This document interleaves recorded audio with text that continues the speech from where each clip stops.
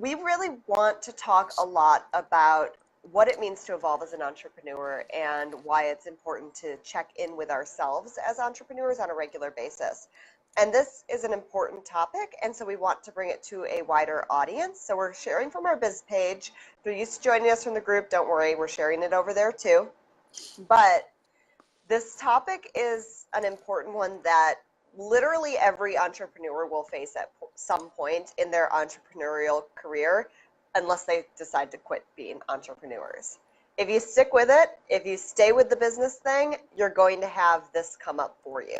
So we want to talk about what we mean when we say evolving as an entrepreneur, why it's important to check in with yourself, and what you actually do with that information once you check in with yourself. What does that actually lead to? What do you do? How do you grow and make sure that your business stays in line with not just who you are, but who you're becoming, who you're transitioning into? Because none of us are the same person as when we started our business. The very act of being an entrepreneur requires an incredible amount of self-growth and grit and just an openness to change. So we're going to talk about all of that today. Exactly. Yeah, I mean, I think a lot of times we don't give ourselves credit for how much we have grown and changed over time, and it's really easy to just sort of, well, I remember somebody's telling us this analogy of like, all of us are like in a little glass jar and we can't see the label on the outside, right? But other people can see like, wow, you've really changed in this way. Like, wow, look at your audience. Like the people you were serving are totally different from who they are now. Or like you yourself have like evolved and grown so much personally, on a personal level that like other people see all this, but to us, it's like, it's like watching your kids, or it's like, whatever, like we don't see the changes as dramatically as other people do because we're in it every single day. So it's a chance for you guys to really take stock of what those evolutions and changes really do look like for you, and to get a little outside perspective, right? And affirmation from other people too. And then to say, okay, now that I know how I've grown and changed, now what do I do about that? And like, how do I take steps strategically without overwhelming me to make sure that I can update my message to reflect all of that? Absolutely. So I think probably the best place to start is sort of with what you were talking about, Marie, with this idea of us not giving ourselves enough credit. And, I think it's very natural for us as entrepreneurs to get so stuck in that jar, so stuck in it, that we forget to reflect back on how far we've come. And one of the things that I noticed, especially as I started working with mentors and really looking at developing on a personal and professional level, one of the interesting things I noticed is that there are a lot of visioning activities out there. A lot of let's project into the future. There are not nearly as many let's look at where we've come from activities. And that's very interesting to me because they go hand in hand, right? You Yeah, can't really know where you're going unless you know where you've been. it's so true. I find that very interesting. Yeah, for sure. And I think taking stock is really, I think it's been really powerful too. So we've worked with some clients, who graciously allowed us to treat them as guinea pigs as we were launching our thought leadership framework. But one of the parts of that process was actually taking stock of the changes over time, right? And the thing that has been really interesting about that is that everybody reflected back to us like, wow, this was actually really empowering, and allowed me to see that the change that like I never realized was happening. It almost allows us to put on like the goggles of somebody else to take that look at ourselves, see like where have we developed just as a human being, like how have we grown, but also professionally, because that stuff does happen. Yeah, so I think it's very empowering to allow yourself to take stock of where you are right now. And we definitely don't want people to be like, oh man, I haven't like done this and this. Like it's definitely more of a focus on the positive and the growth. than a beat yourself up for goals that you Totally. have that you like haven't accomplished. That's definitely not the aim. Totally, yeah. Hey, Troy, thanks for joining us. Hey, Yeah, Patrick. I I think there's also a risk, right? You don't want to like Yeah. wallow in where you like the past and where you've been. Right. You just want to kind of look at it objectively, be like, okay, I've actually taken steps forward. Now where am I going from there? And this is important because like putting on my teacher hat, you can't go on to the next grade level or the next level up in a subject area unless you know you've mastered the things in the past. But a lot of times we gain that mastery without really realizing it. The mastery just sort of happens over time, incrementally. And in order to actually feel confident in that mastery, we kind of have to check in with ourselves and be like, wait, I can do the thing. I'm doing the thing. And sometimes it's small, right? So, like, live streaming is a great example. When I started live streaming, I literally just stared at the camera for like 15 minutes before hitting go live because I was terrified. I was like, I can't be on live video. What if I mess Yeah. up? The first time I did a recorded video, I did like 20 takes because it had True to be story. perfect. I remember that. But now it's like every week we go live, more than once usually, and it's no big deal. And I know that, but unless I stop to reflect on how far I've come, I don't give myself the credit for that. Yeah. Actually, one of those things, this is like a personal life example, but I I always kind of I love maps. I love kind of understanding geography. Josh thinks I'm crazy because whenever we were RVing, I would like really try to learn the map of a city that we were in, like within a couple of days, at least sort of on a high level, like what are the major intersections and the major highways.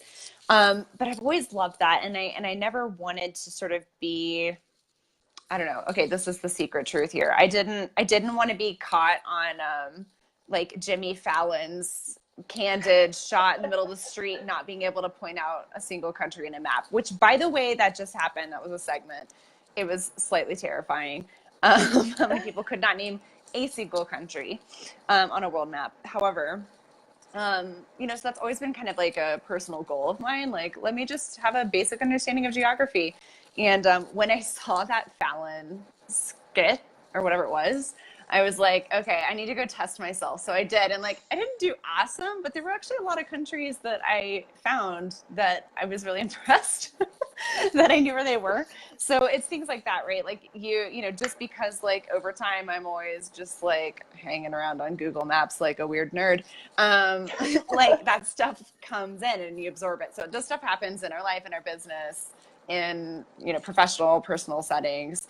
I know like I've talked with a peer about money mindset before, and this was when I was like first digging into it, and I was like, this stuff is crazy. It's so hard. I don't understand. Like, how do I actually believe this stuff about like there being abundance and that I don't have to worry about, whatever, like all the stuff. And I remember her telling me, like, I think I just osmosised it. Like, I listened to enough audiobooks and I read enough books and I talked to enough people that, like, it just got shoved into my brain. And at some point, like, I crossed some kind of, like, threshold.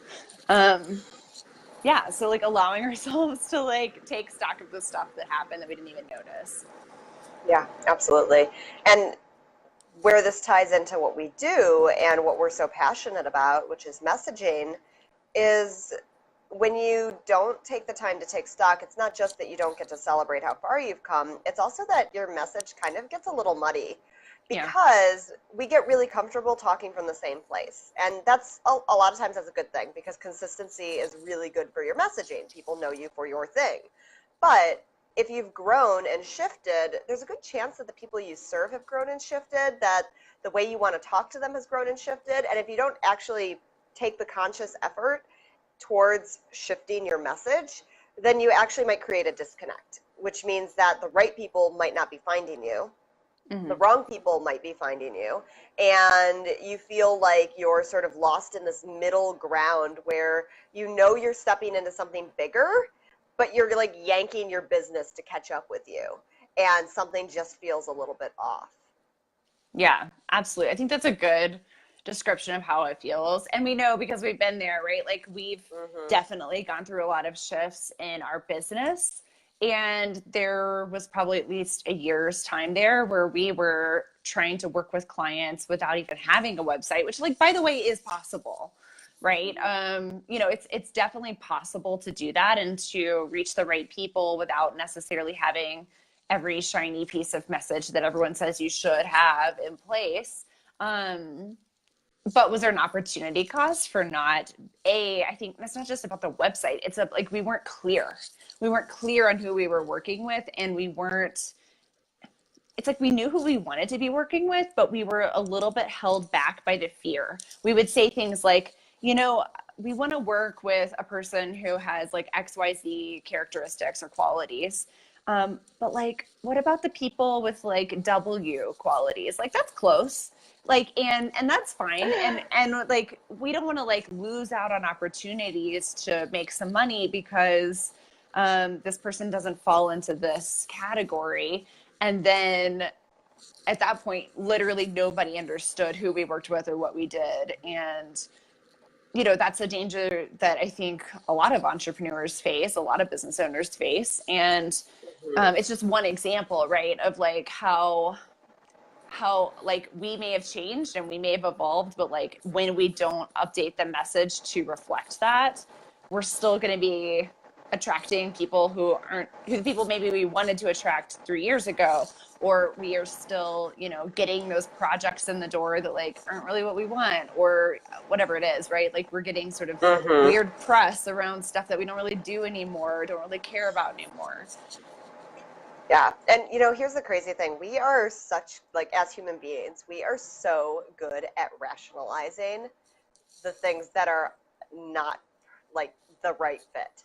So, if you worked with a certain type of person and you've evolved to a different sort of person, but the original type of person is still knocking down your door, you will think of ways to give yourself permission to work with them.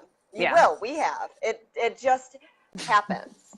Yeah. Unless you have really looked strategically at your message to make sure to ask yourself those hard questions of, is working with this person in the best interest of both me as a business owner and them as a potential client? Because this isn't about like saying, oh, I don't want to work with you because I've grown beyond you. That's not what this is about. This is about making sure that it's the best fit for you as a business owner, for what your business stands for, and for what the potential client needs. Because when you evolve to a certain point, you are refining your audience to the people who work best with you. And that's a mutual relationship. It's not Mm-hmm. just, I'm only serving these type of people because I say so. It's because you've learned who you work best with. So it helps both of you. Yeah, and it's not just a matter of audience too, right? Like there's other Mm-hmm. there's other aspects of this. Like it could just be the types of services that you're doing because you've got a family and you want to spend time with your kids, and so therefore these like highly time intensive, like I'm spending a lot of interpersonal, like all of a sudden I get home and I'm drained. Okay, so Mm-hmm. like now, you found a new strategy that allows you to kind of limit that like energy drain that, it's still work you enjoy doing. You're still working with people you enjoy working with, but like maybe it's not a good fit. But why does nobody buy it?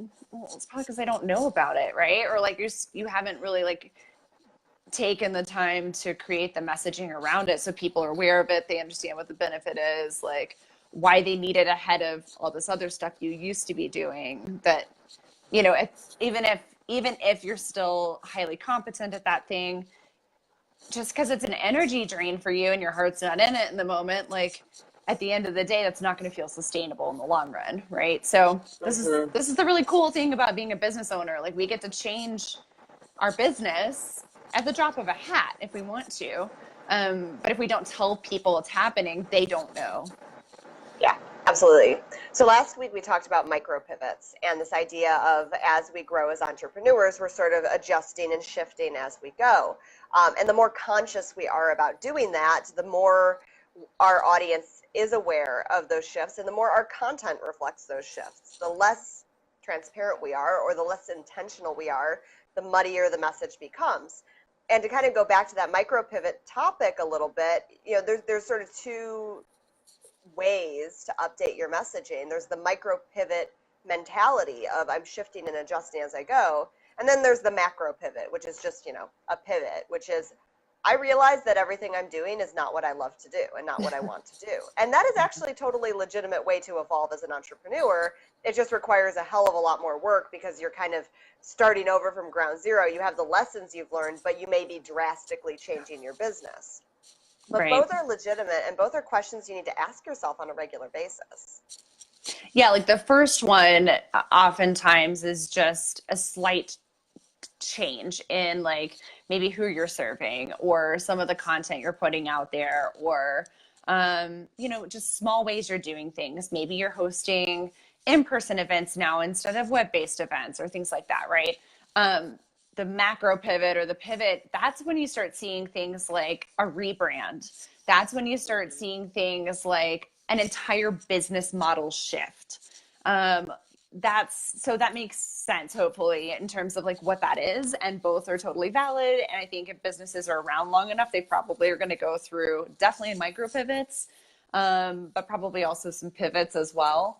And it's totally normal. It's totally fine. And one of the things we were talking about last week was the importance of actually kind of like pulling back the curtain a little bit for your audience and allowing them to see the process, so that, we live in this world now where there's a lot of businesses out there. There's a lot of people who do at least superficially what you do, right? Like, I think I saw Jeff Fitlow was watching earlier. He was like our first brand photographer when we were living in Houston. Shout out to Jeff.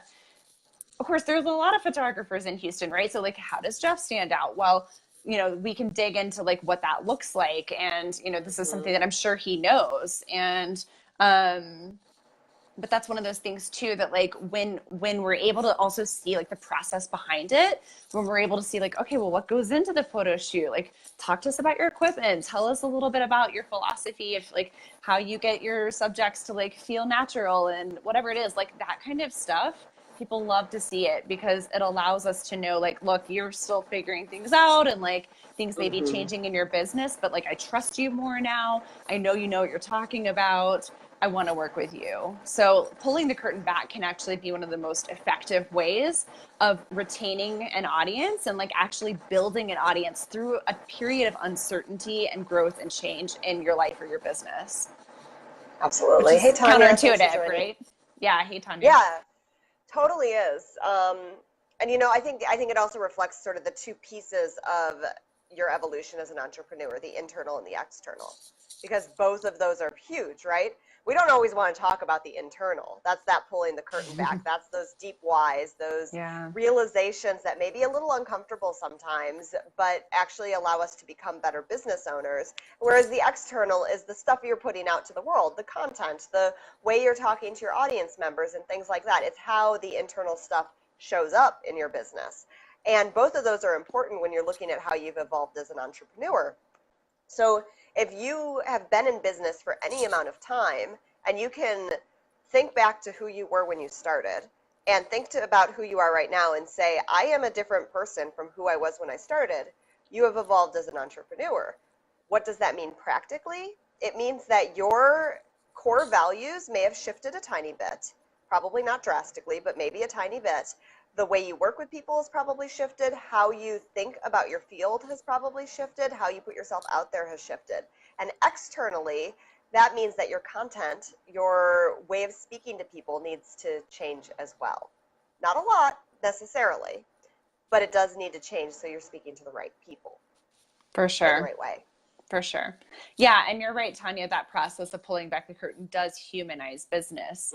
I think there's different philosophies around this. And I do think, especially the larger a business becomes, or I think too, the more professional, whatever that means, right? The decision makers and whoever, the leadership feel that the business should project itself to be. And I think in certain industries, this is like totally expected, right? Like speaking of Houston, we have tons of friends who like work in the energy sector.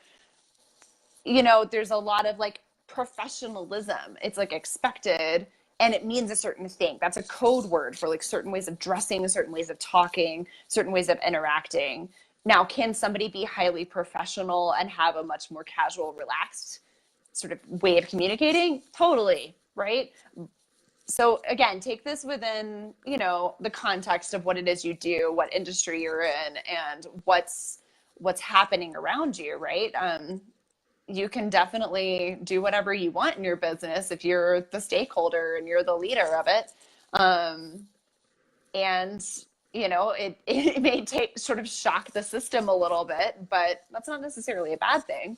Now I've lost my train of thought completely.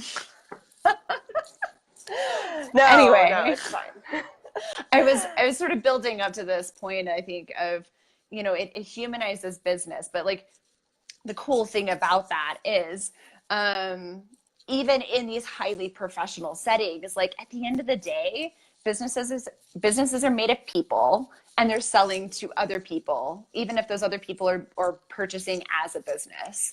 So I personally am a pretty big believer in, and maybe this just reflects my own values, and I'm totally open to owning up to that. But like when I can see that there's a human behind the business, I'm much more likely to be at least intrigued, right, by that business.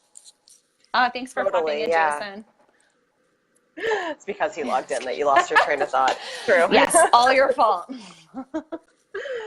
Yeah, I think that's a really good point. Even with the non-entrepreneur ventures that I've been a part of, the businesses I've worked for and whatnot, um, there was always an appreciation for the humanity behind bigger organizations. Mm-hmm. As an employee, it made me feel more welcome and less just like I have to fit into this rigid standard where my personality is not welcome. Not because it's my personality, because it's any personality. It's nice to know that there is some flexibility there, and I think we can absolutely bring that to our own businesses. Um, and in small ways too. It's like leadership is one of the things that we've embraced in this past year.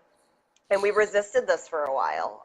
In fact, I think it was at our first retreat that we hosted almost a year ago with Tanya and Rochelle, where they kind of called us out on this idea of, oh, you guys are serving thought leaders. And we were like, no, we're not. And then, and then we were ruminating on it and thinking about it and talking to our coach about it. And we realized, yeah, we do. We're just afraid to talk about it. Yeah. Because we've evolved internally, but we aren't ready to put it out externally. We aren't ready to show it to the world.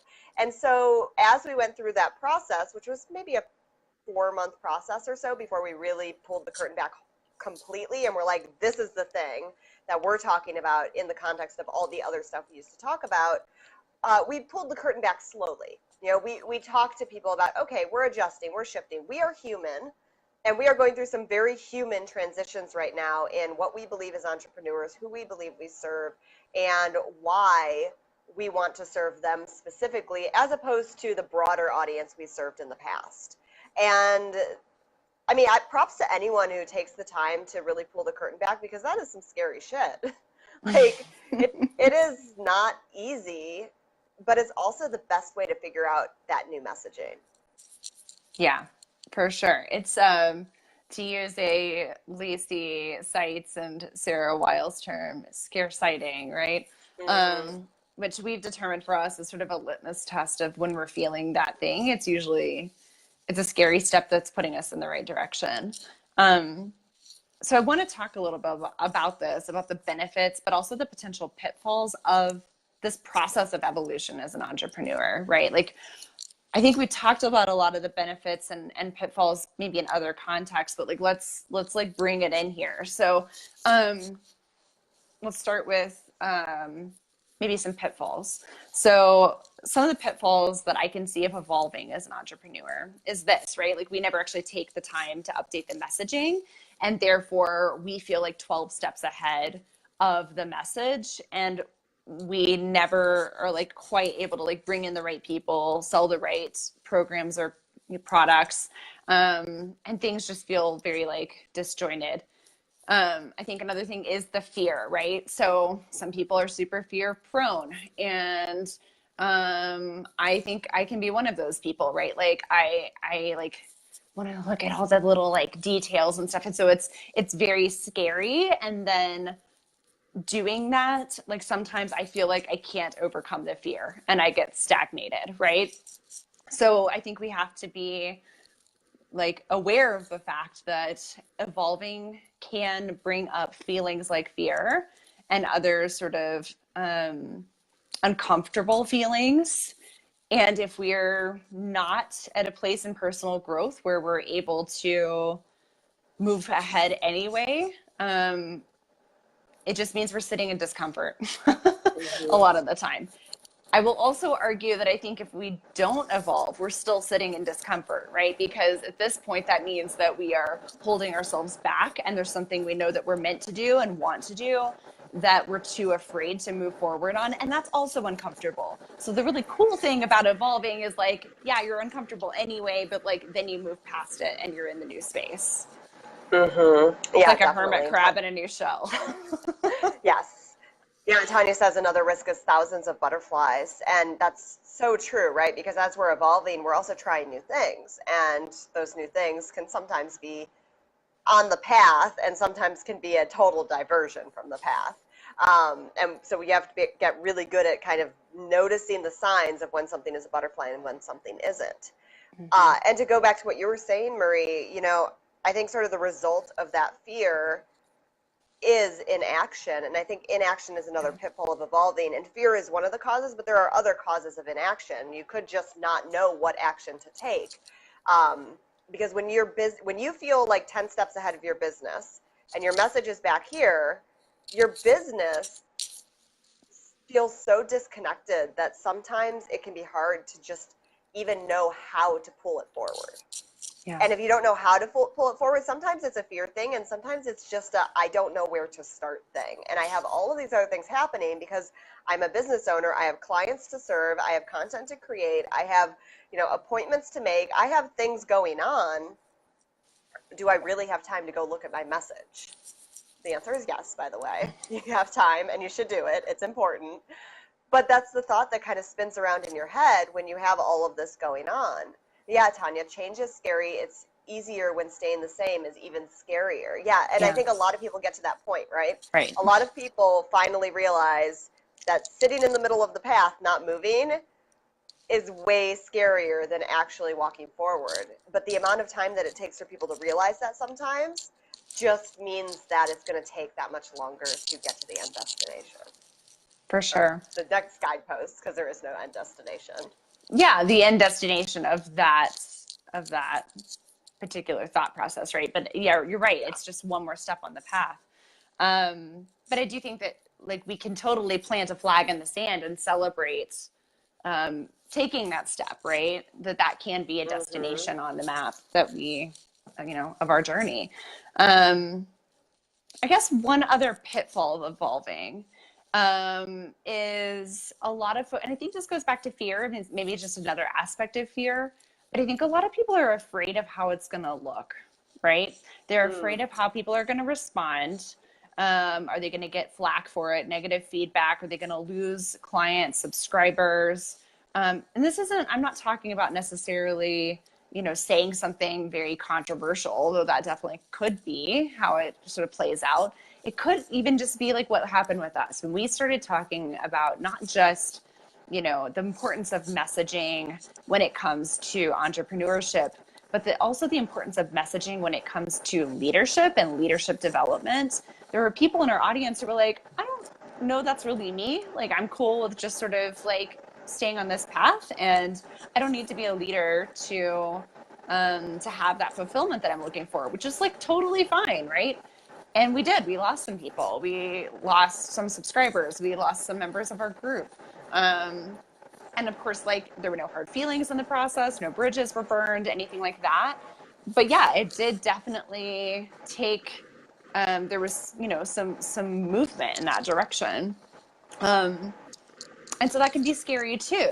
Like I will say too, the other part of that is that like, I do think the people who stayed in our group and the new people who are coming into our group are that much more motivated and excited. And so I feel like all in all, it's been very much a net positive on that front in terms of like the audience, but it's legit, right? So whenever we do evolve, there definitely can be a consideration, especially if someone is in the place of valuing other people's opinions pretty heavily, which many of us are, right? Even if we are sort of trying to grow through that, definitely can happen.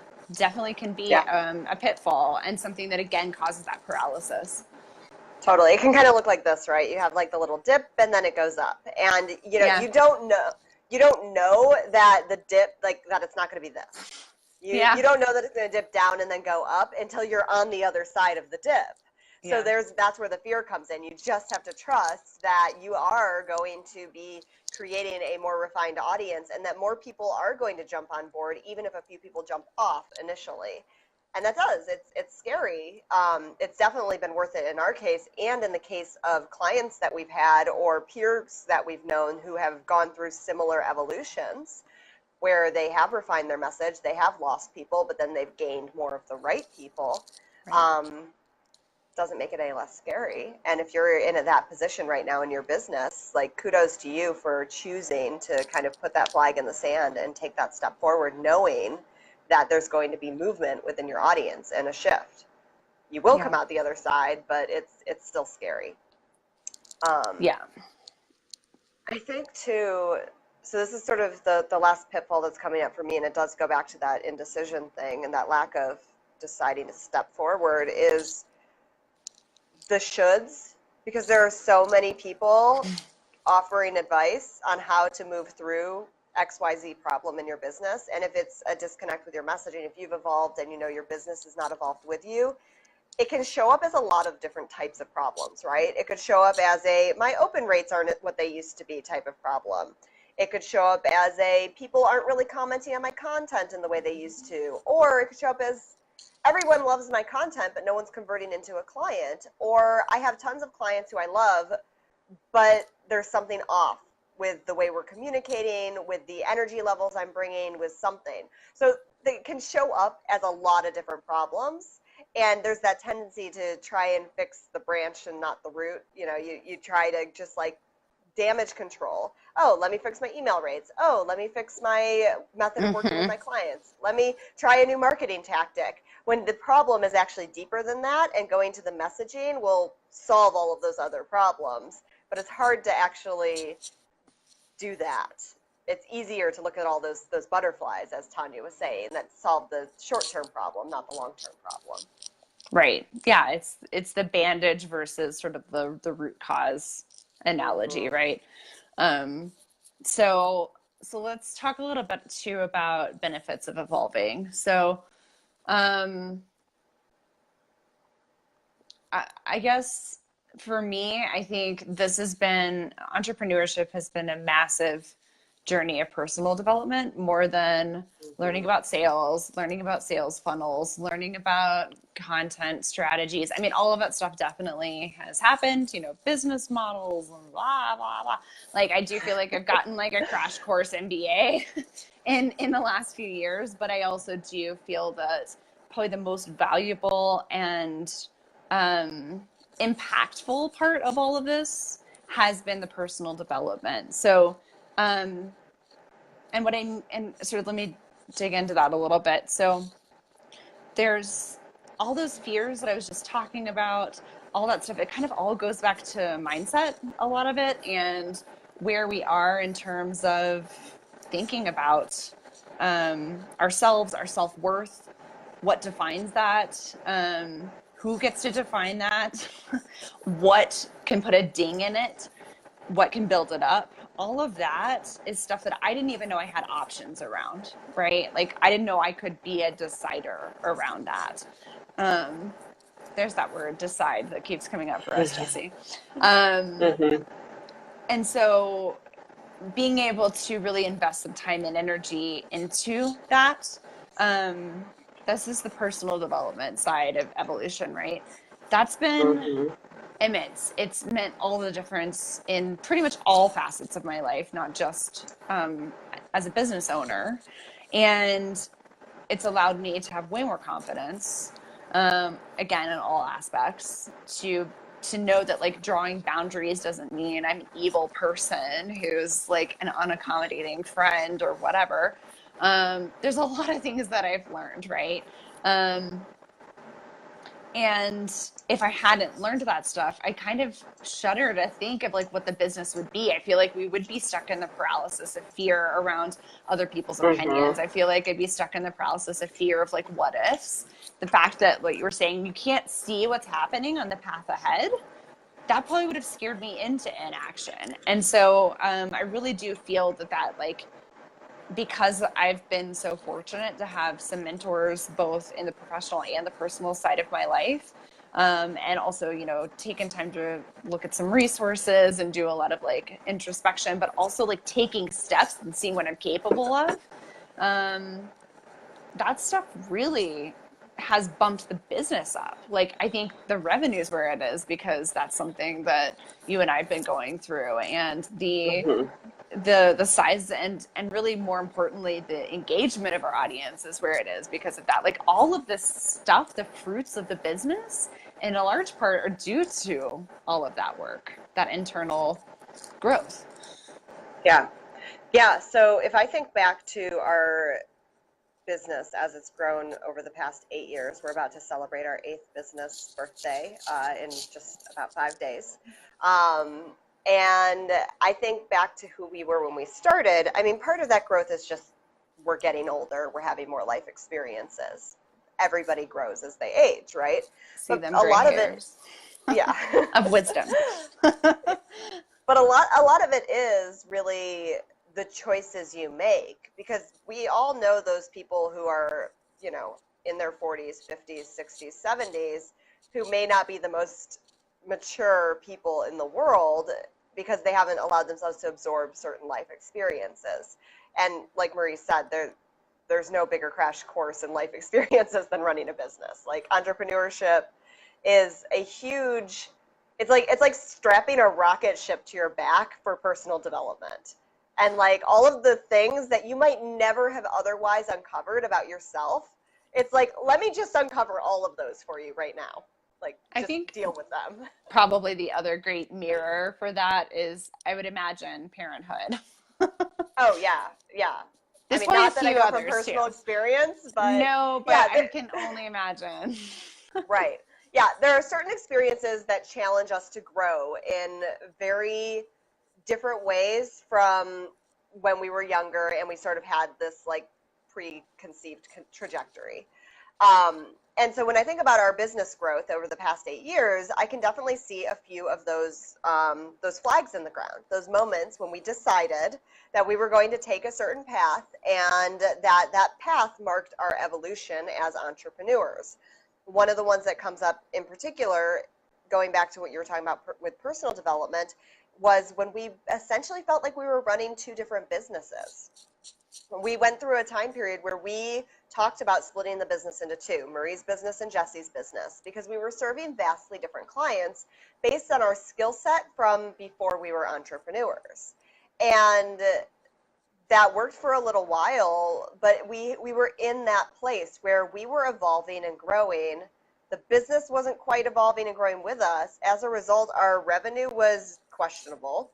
Our ability to get clients was even more questionable because no one knew what we did, because Marie did all of these things and Jesse did all of these things, and they didn't really fit together very well. And some of them we talked about publicly and some of them we talked about privately.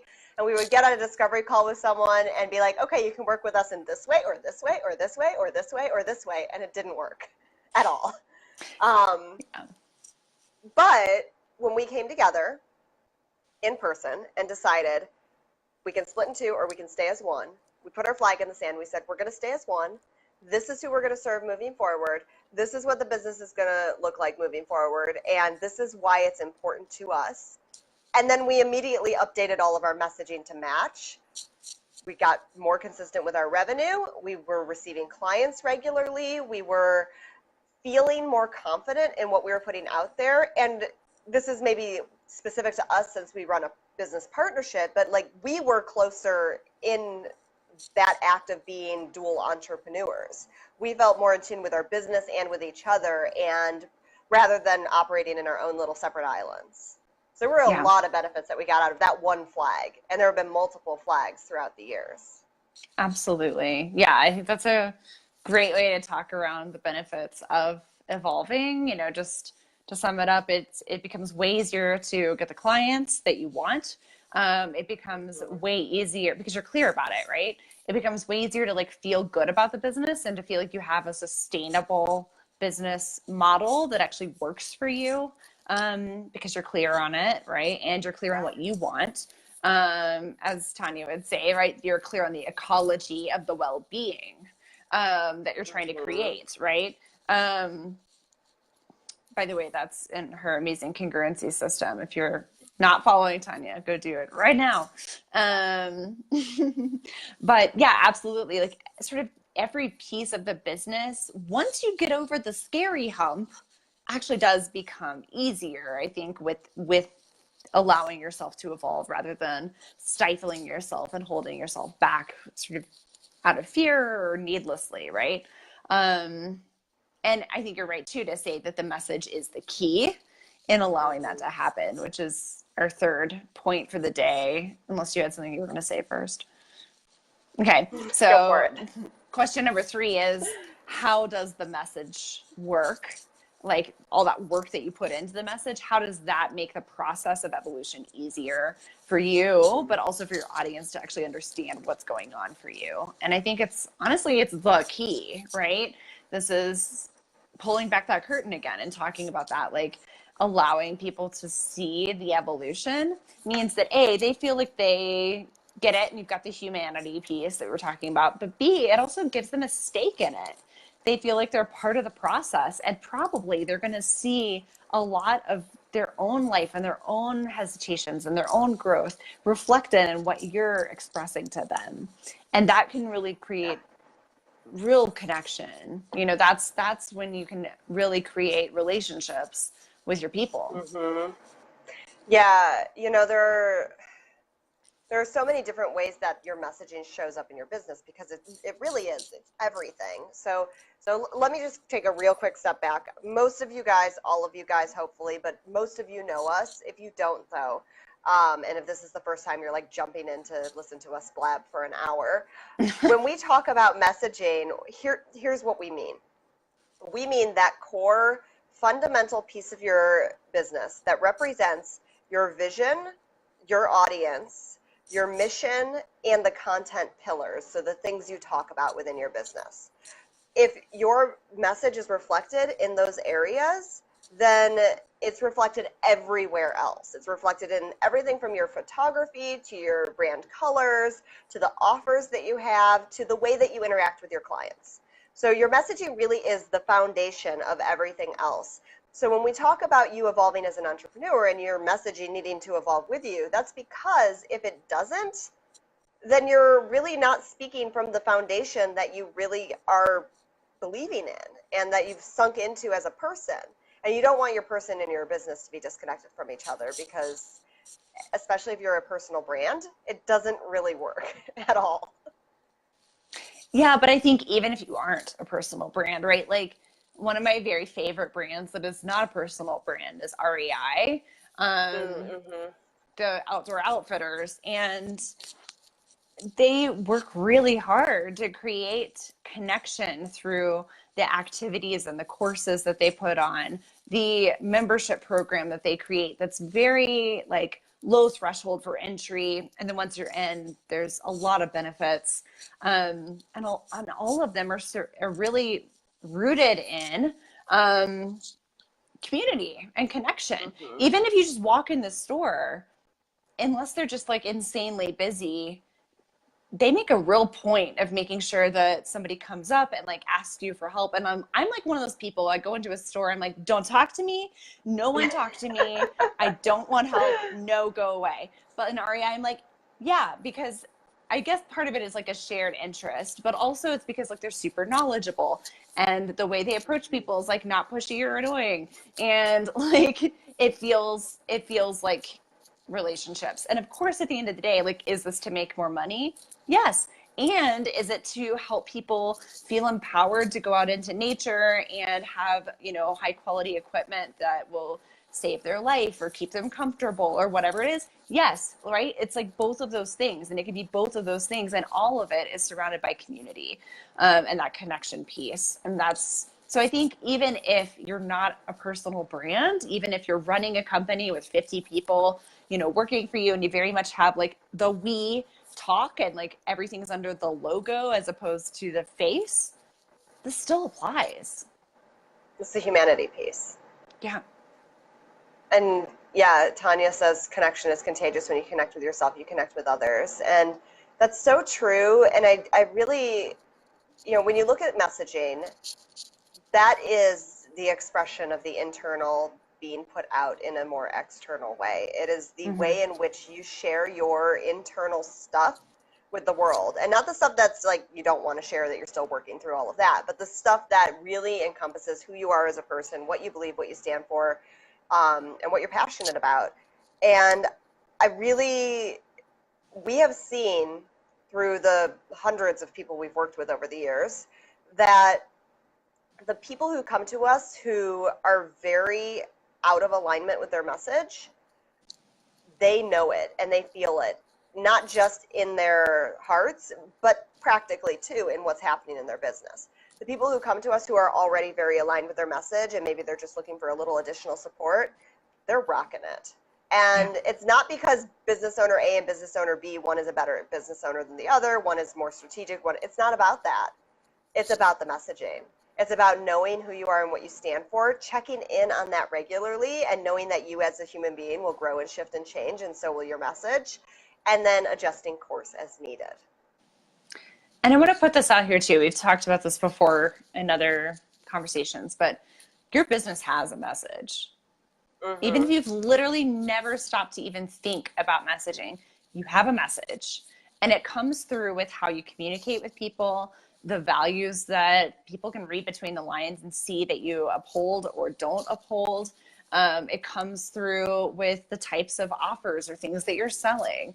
All of that stuff presents a message, and your audience is hearing it.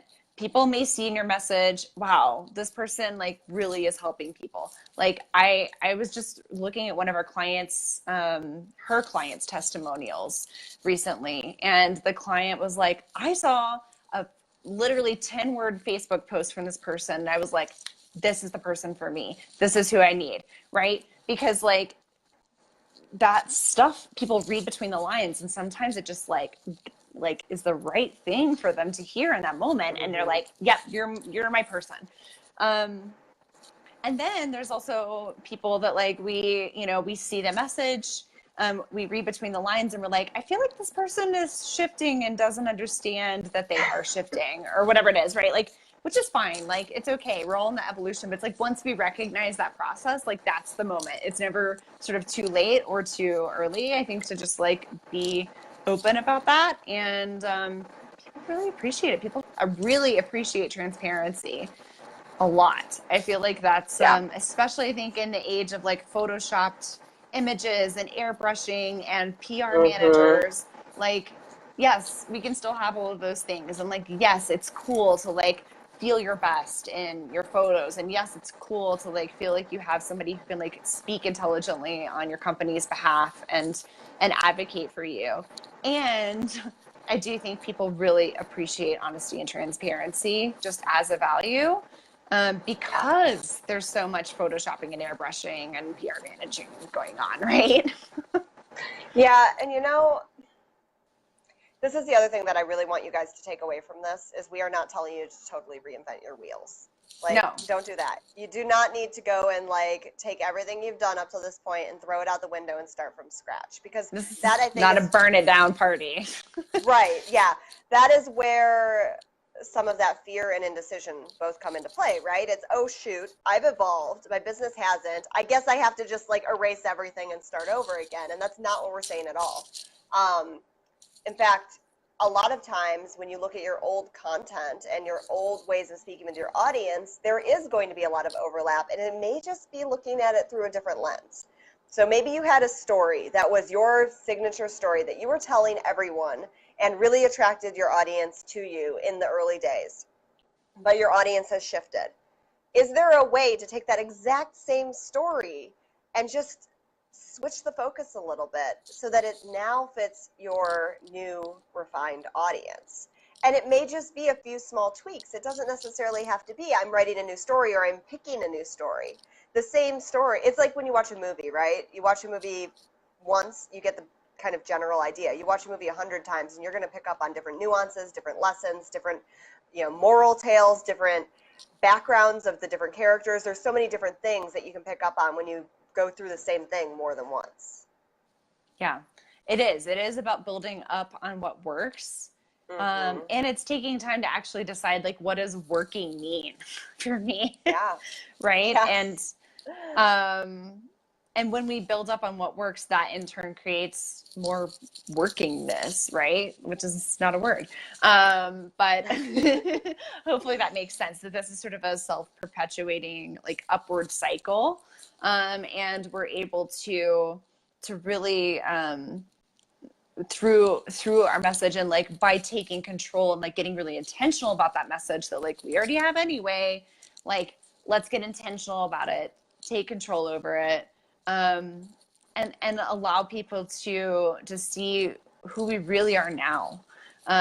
So this is, again, not an overwhelmed thing. This is hopefully not going to be staggeringly like, oh my gosh, I have so much I need to do now, which is why we've actually created the Evolved Entrepreneur Challenge, so that A, yes, you can take stock of that change and growth, but B, you can actually set up a roadmap for yourself for evolving the message that doesn't feel overwhelming. So you can actually just say, like, okay, the most critically important thing that I communicate right now is this, and that's what I'm going to focus on. And all this other stuff, sure, it'd be great, but like, that can come later. I've survived this long without updating it. Let's just do this thing, right? And just like making sure that we're like focused on the thing that's going to like move the needle the most for us.